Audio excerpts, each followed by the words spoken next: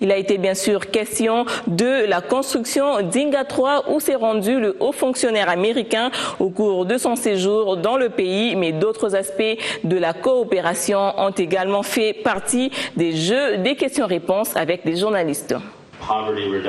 Le gouvernement américain veut être un vrai partenaire de développement de la République démocratique du Congo. Un message lancé par l'administrateur de l'USAID au cours de sa visite en RDC. Rajiv Shah soutient que le gouvernement Obama, à travers l'USAID, continuera à disponibiliser des ressources afin de contribuer au développement de la RDC dans les secteurs de la santé, de l'éducation et le partenariat public-privé. Des messages livrés à la presse ce mercredi.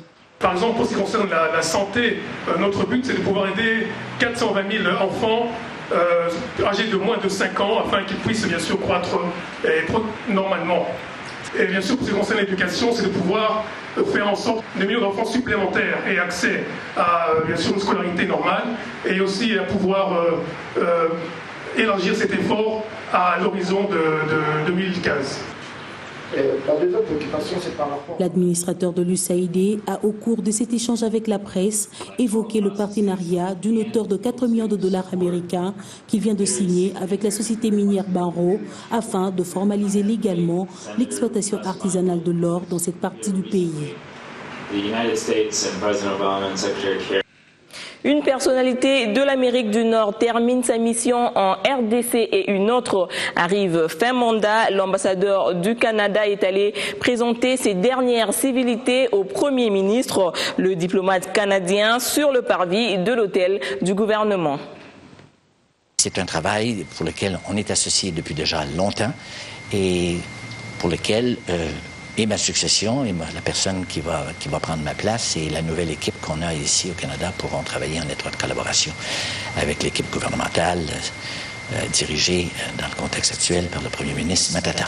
Beaucoup de tristesse parce que j'aime ce pays ici. Je vois qu'il se fait beaucoup d'efforts à l'heure actuelle pour réduire la pauvreté qui existe toujours un peu partout.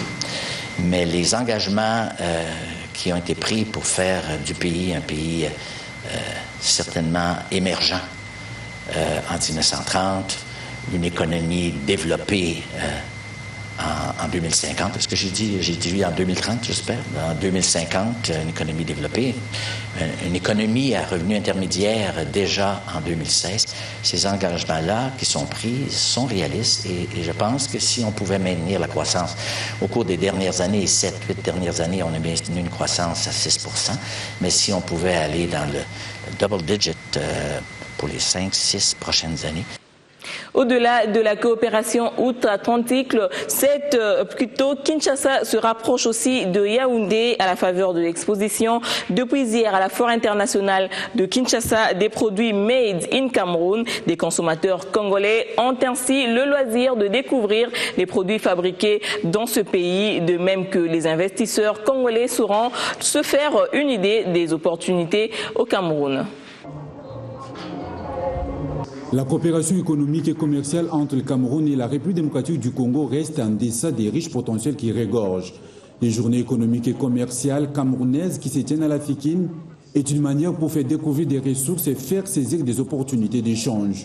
Ces journées s'inscrivent en droite ligne de la politique d'intégration économique de la région de l'Afrique centrale qui nous permettra à nous, les Camerounais, de sortir des sentiers traditionnels qu'étaient l'Amérique, l'Asie et l'Europe.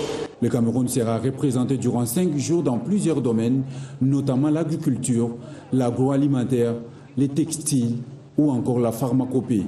Je connais que mon produit est spécial. Pourquoi? Parce qu'il y a amené ça au ministère de la Recherche scientifique. Bon, les techniciens du laboratoire de l'IMPM à Minresi, on travaille sur ça pour extraire ça fait en capsule. C'est après l'examen qu'il m'a dit que ça travaille pour les hommes et pour les femmes.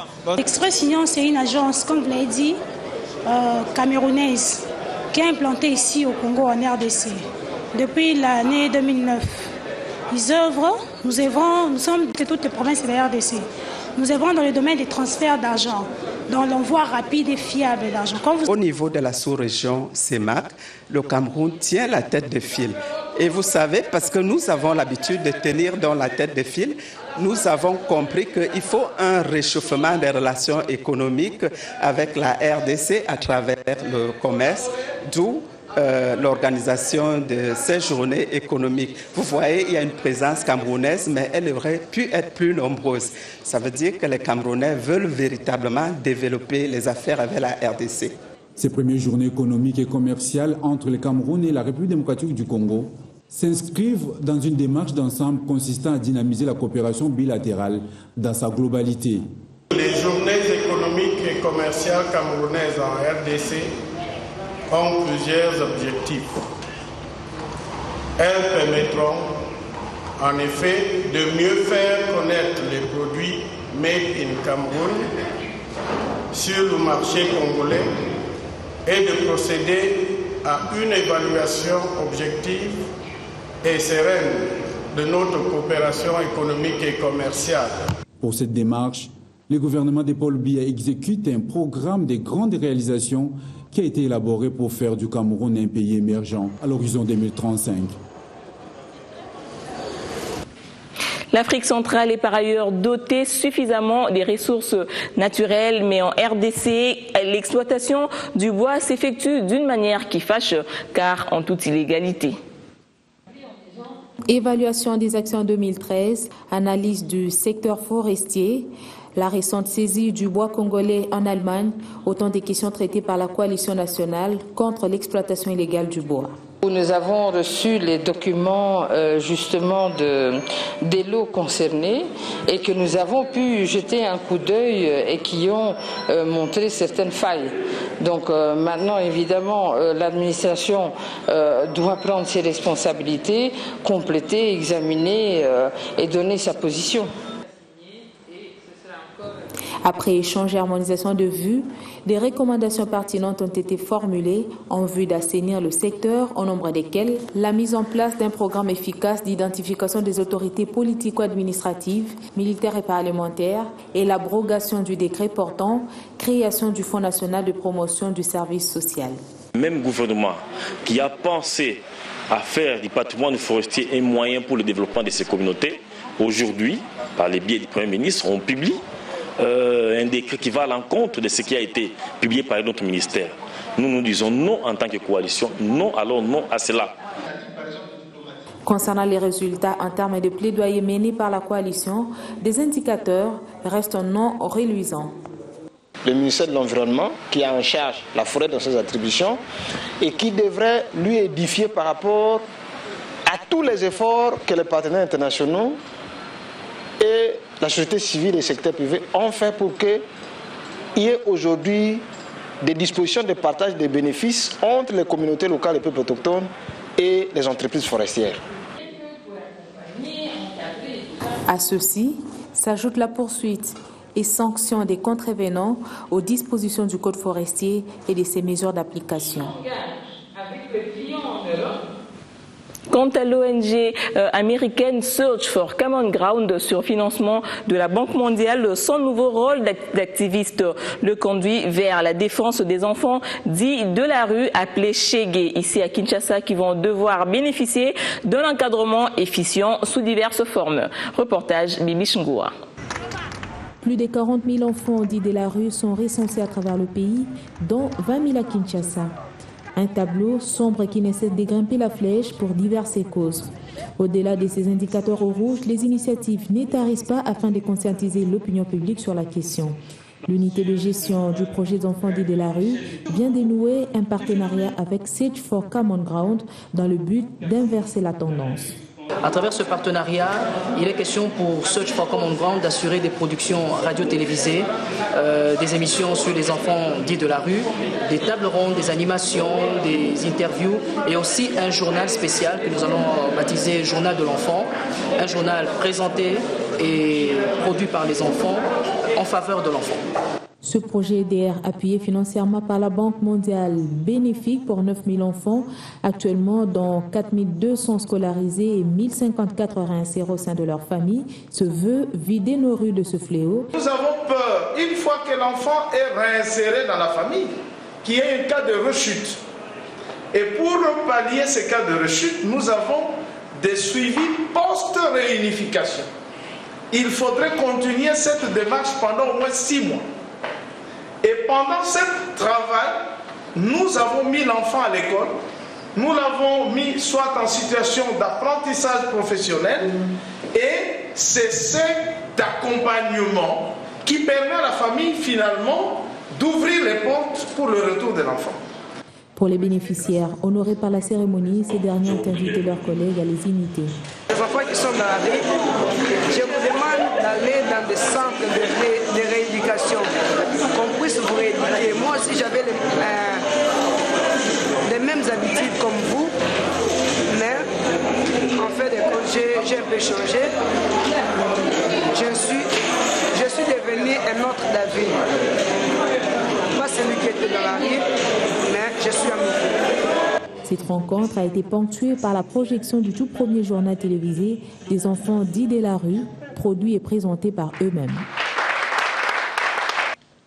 Et sans qu'il y ait forcément un lien de causalité à effet, pour que le phénomène Chegué disparaisse à jamais, le ministère de la Santé publique, associé à des partenaires, met un accent sur le soin à apporter à la mère et à l'enfant, conformément à l'atteinte de l'objectif du millénaire pour le développement.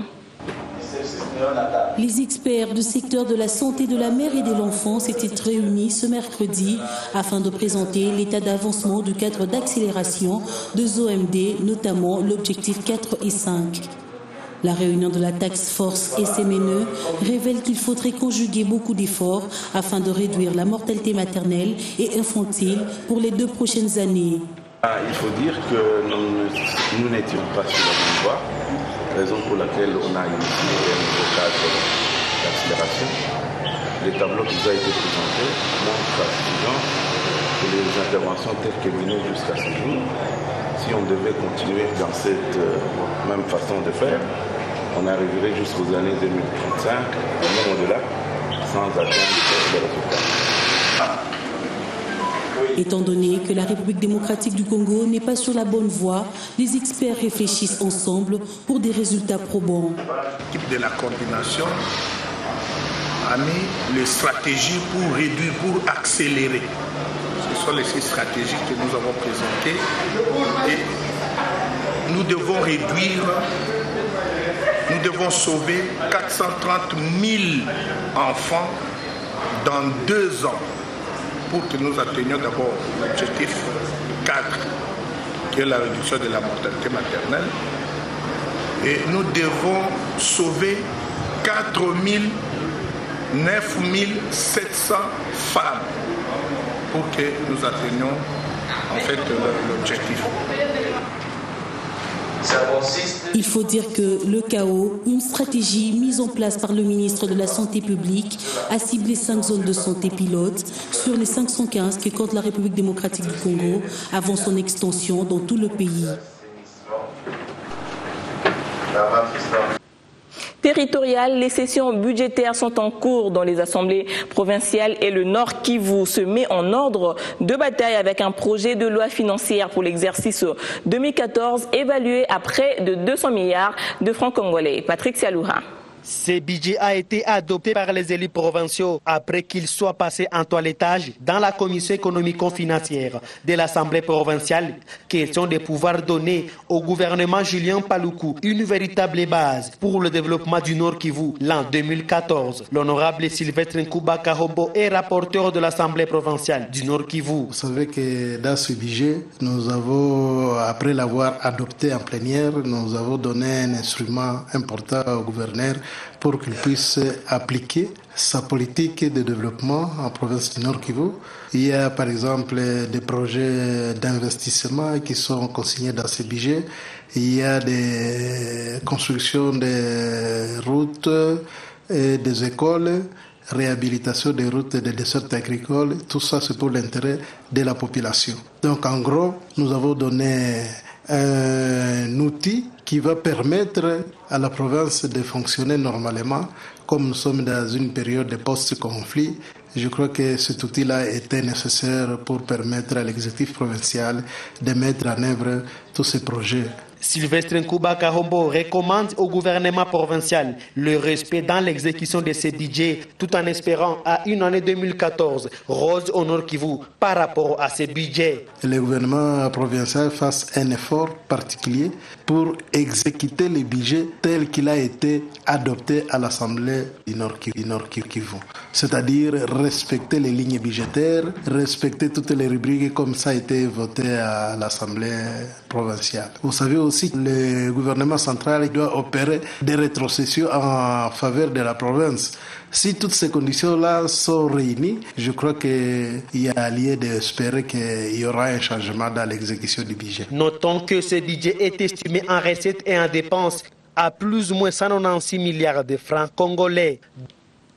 Du Nord Kivu à l'Équateur, un nouveau-né vient d'arriver dans l'espace de la presse. Il s'agit de l'Union des journalistes éditeurs des journaux originaires de la province de l'Équateur. La sortie officielle de l'Union a eu lieu hier à Kinshasa en présence de plusieurs personnalités et notables de cette province.